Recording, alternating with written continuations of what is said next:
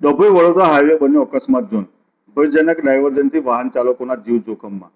Dabhoi Vadodara state highway પર રાગડીથી ભીલાપુર વચ્ચે ઢાઢર નદી પર બની રહેલા ઓવરબ્રિજનું કામ છેલ્લા 1 વર્ષના વધુ સમયથી ધીમી ગતિએ ચાલી રહ્યું છે।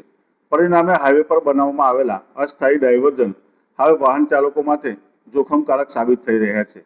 સ્થાનિકો અને વાહન ચાલકોના જણાવ્યા મુજબ ડાયવર્ઝન હોવા છતાં ત્યાં પૂરતા ચેતવણી બોર્ડ, રેડિયમ નિશાનીઓ, બ્લિંકર લાઇટો કે સુરક્ષાની અન્ય વ્યવસ્થાઓનો અભાવ જોવા મળી રહ્યો છે। ખાસ કરીને રાત્રિના સમયે વાહન ચાલકોને વળાંક અને ડાયવર્ઝનનો અંદાજ ન આવતા અકસ્માતનો ભય સતત સતાવી રહ્યો છે। આ સ્થળે અગાઉ પણ અનેક નાના મોટા અકસ્માતો સર્જાઈ ચૂક્યા હોવાનું સામે આવ્યું છે। વધતી જતી ફરિયાદો અને સંબંધિત જોખમને ધ્યાનમાં રાખીને ડભોઈ પોલીસ હરકતમાં આવી છે।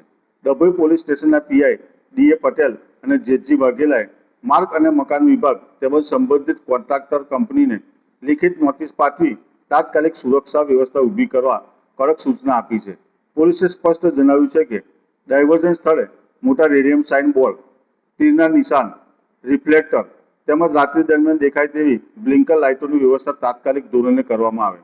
પોલીસે ચેતવણી આપતા જણાવ્યું છે કે જો ભવિષ્યમાં સુરક્ષાના અભાવે કોઈ ગંભીર અકસ્માત કે જાનહાનિ થશે તો જવાબદાર અધિકારીઓ અને કોન્ટ્રાક્ટર સામે કાયદેસરની કાર્યવાહી હાથ ધરવામાં આવશે। હવે સૌથી મોટો સવાલ એ છે કે પોલીસની કડક નોટિસ બાદ તંત્ર અને કોન્ટ્રાક્ટર જાગશે કે પછી કોઈ મોટી દુર્ઘટનાની રાહ જોશે। હાલ વાહન ચાલકો ભય અને રોષ બંને જોવા મળી રહ્યો છે।